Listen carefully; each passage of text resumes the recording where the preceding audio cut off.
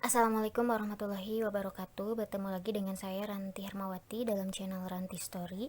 Jadi dalam video kali ini saya akan membahas tentang gimana sih cara menganalisis transaksi serta entry jurnal pada perusahaan jasa. Sebelum menjurnal, kita bahas lagi tentang akun-akun yang sebelumnya pernah saya sampaikan. Klasifikasi akun ada 5: harta, utang, modal, pendapatan, dan beban. Harta yang termasuk ke dalam harta adalah ada kas, piutang, perlengkapan, peralatan, tanah, dan sampai ke bawah. Nah, kita juga sebelum mengentry jurnal harus tahu dulu akun itu masuk pada klasifikasi akun yang mana, karena jika masuk ke akun harta, otomatis akun-akun ini yang muncul dalam transaksi berarti akan bertambah di sebelah debit dan berkurang di sebelah kredit. Pun juga kalau misalkan utang, kalau salah satu akun dari utang ada yang muncul di transaksi, maka otomatis akun tersebut akan bertambah di sisi kredit dan berkurang di sisi debit. Kemudian modal. Di sini modal kemarin sudah dibahas kalau modal itu bertambahnya di kredit dan berkurangnya di debit. Namun di sini ada yang namanya praib. Nah, praib adalah pengambilan pribadi oleh si pemilik, tapi pengambilan uang tersebut untuk kepentingan pribadi dia. Makanya kalau praib, meskipun dia klasifikasinya akun modal, praib itu bertambahnya di debit dan berkurang di kredit. Kemudian pendapatan. Ada banyak sekali pendapatan, tapi di sini saya contohkan 2 saja karena salah satunya akan muncul di transaksi. Nah, pendapatan bertambah di sebelah kredit dan berkurang di sebelah debit. Kemudian beban-beban. Ada beban iklan, beban listrik, beban gaji, beban sewa, beban angkut, beban administrasi bank, sebetulnya masih banyak. Nah, beban bertambahnya di sebelah debit dan berkurangnya di sebelah kredit. Nanti kalau misalkan salah satu dari beban-beban ini muncul di soal, maka otomatis akan bertambah di kolom debit dan berkurang di kredit. Nah, itu jadi kalian harus tahu dulu akun-akunnya, akun-akun yang termasuk ke dalam harta, utang, modal, pendapatan, dan beban, karena kata kuncinya ada di sana. Sebetulnya ini masih banyak akun-akunnya, tapi saya munculkan sedikit saja karena ada beberapa yang muncul di soal transaksi. Oke, saya tuliskan kembali supaya kalian atau kita tidak lupa. Kalau harta bertambahnya di sebelah debit, berkurangnya di sebelah kredit. Utang bertambah di sebelah kredit dan berkurang di sebelah debit. Modal bertambahnya di sebelah kredit. Oke, di sini saya sudah memasukkan kata kuncinya sampai ke beban bertambahnya di debit dan berkurangnya di kredit. Sekarang kita masuk ke transaksi. Nah, di transaksi tanggal 1 Januari, Yunita sebagai pemilik perusahaan top service menginvestasikan uang sejumlah 50 juta sebagai modal awal.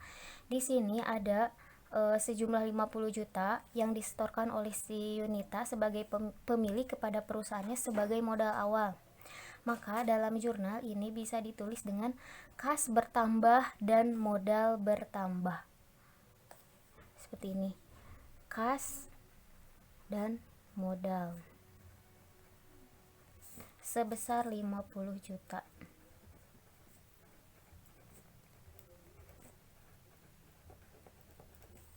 Kas perusahaan bertambah 50 juta karena adanya setoran modal dari Yunita sebesar 50 juta. Dia menginvestasikan uang pribadinya kepada perusahaan. Jadi kas perusahaan nambah 50 juta. Nah, dalam pengisian jurnal juga untuk mengisi kolom debit dan kredit ini keduanya harus sinkron. Dan kedua akun tersebut harus tepat karena untuk mengisi debit dan kredit ini akan saling berkaitan. Jika ada yang bertambah, maka di sisi lain ada yang berkurang gitu. Atau sebaliknya, jika di sisi lain ada yang berkurang, maka di sisi satunya lagi ada yang bertambah.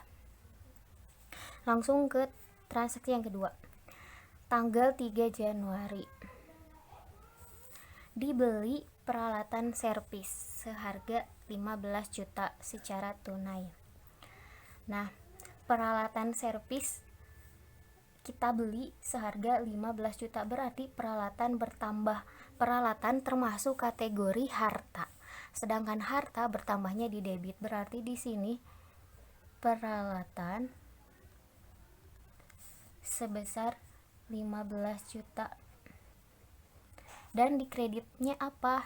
Akun lain sebagai sandingan dari peralatan yang paling tepat. Nah, karena di sini kita beli peralatan servisnya secara tunai, berarti selain dari ada peralatan yang masuk ke perusahaan kita, tapi di sisi lain kita juga mengeluarkan sejumlah uang, yaitu akun kas. Kas berkurang 15 juta. Di sini kas termasuk harta dan harta berkurangnya di kredit. Maka kas berkurang 15 juta untuk membeli peralatan sebesar 15 juta rupiah. Selanjutnya, perlengkapan servis.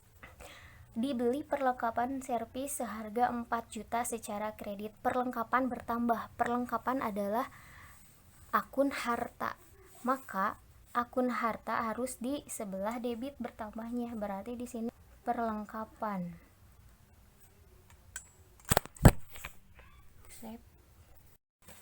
Oke, kita lanjutkan tadi perlengkapan tanggal 7. Nah, perlengkapan adalah bagian dari harta dan harta bertambahnya di debit. Perlengkapan bertambah sebesar 4 juta karena kita beli perlengkapan. Namun di sini dibeli secara kredit, berarti kita tidak mengeluarkan uang sedikit pun karena kita ngutang. Maka di sisi kreditnya bukan kas tapi utang. Nah, utang usaha.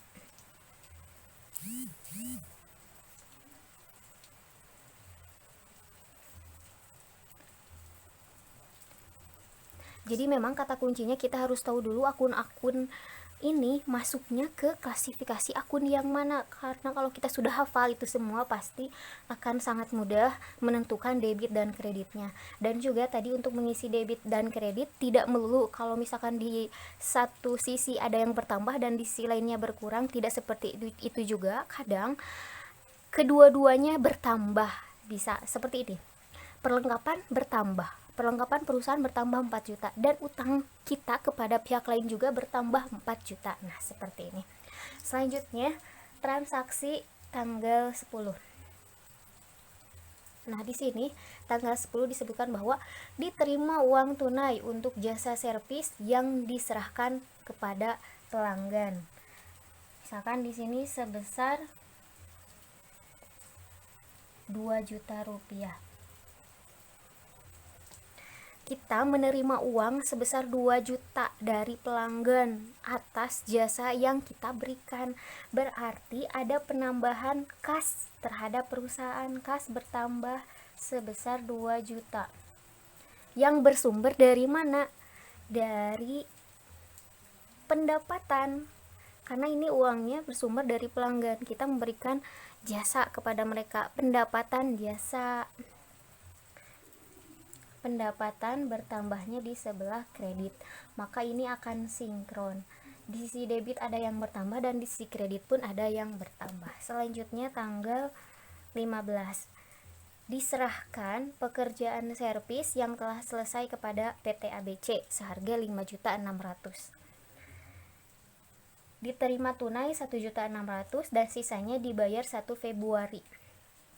Soal yang ini seperti ini. Jadi tanggal 15 kita menyerahkan jasa kepada pelanggan, di mana jasa tersebut seharga 5.600.000, tapi pelanggan kita bayarnya baru 1.600.000 dan sisanya 4 juta lagi dibayarnya nanti tanggal 1 Februari. Berarti di sini ada beberapa akun yang muncul, yaitu di sisi debit dulu kita dahulukan, kita menerima sejumlah uang 1.600.000. Ini berupa apa? Berupa uang tunai, berarti kas bertambah 1.600.000. Nah, Sisanya yang 4 juta akan dibayar di hari yang akan datang. Otomatis si pelanggan tersebut punya utang kepada kita. Nah, kewajiban orang lain terhadap kita disebut piutang. Piutang adalah bagian dari harta dan bertambahnya di debit. Berarti di sini piutang ABC sebesar 4 juta. Di kreditnya adalah pendapatan, karena uang tersebut bersumber dari pendapatan sebesar 5.600.000. Nah, saya jelaskan lagi. Jadi di sini kita memperoleh pendapatan sebesar 5.600.000 dari pelanggan. Tapi dari semua total ini kita hanya menerima uang tunai pada waktu itu sebesar 1.600.000 dan sisanya dibayar di kemudian hari. Berarti si PT ABC tadi dia punya utang ke kita, masih ada sejumlah uang yang harus dibayar kepada kita. Alhasil dia menjadi piutang gitu. Selanjutnya tanggal 19. Oh iya, lupa. Jadi kadangkala dalam satu transaksi itu bisa saja muncul 3 akun seperti ini. Menyesuaikan dengan soal saja. Tanggal 19. Yunita mengambil uang perusahaan untuk keperluan pribadi sebesar 1 juta. Nah, ini tadi yang dinamakan fraib itu seperti ini. Jadi fraib adalah pengambilan sejumlah uang perusahaan oleh si pemilik, tetapi uang tersebut digunakan untuk kepentingan pribadi dia. Maka bertambahnya itu di sebelah debit dan berkurang di kredit. Di sini fraib di sebelah debit, fraib bertambah sebesar 1 juta rupiah. Lalu di Nah, tadi baru ke fraib tanggal 19.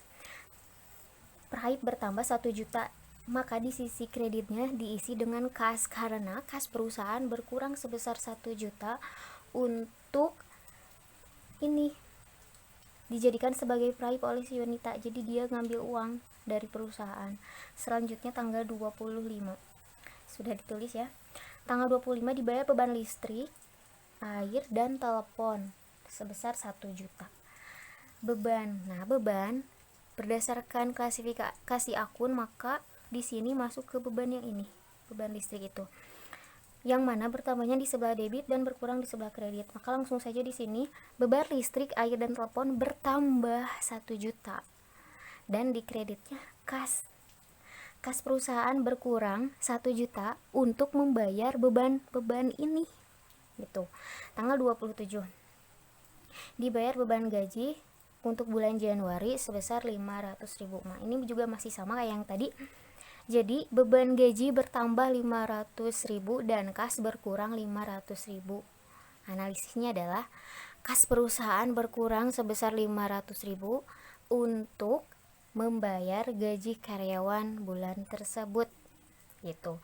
Yang terakhir tanggal 31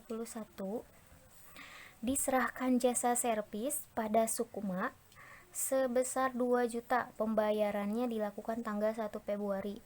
Nah, analisisnya adalah jadi kita melakukan jasa servis kepada pelanggan sebesar 2 juta, tapi si pelanggan tersebut tidak membayar saat itu juga. Dia membayarnya nanti tanggal 1 Februari, keesokan harinya. Berarti di sini terjadi piutang.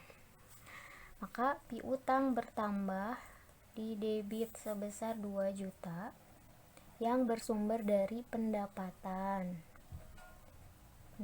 jasa sebesar 2 juta. Seperti itu. Sekali lagi, kalau piutang itu kewajiban orang lain untuk membayar sejumlah uang kepada kita. Sedangkan kalau kewajiban kita kepada orang lain untuk membayar sejumlah uang disebut utang gitu. Nah, mungkin sampai sini dulu untuk analisis transaksi dan entry jurnal. Terima kasih atas perhatiannya, semoga bermanfaat dan semoga mudah difahami. Silahkan komentar kalau ada yang belum paham. Terima kasih. Wassalamualaikum warahmatullahi wabarakatuh.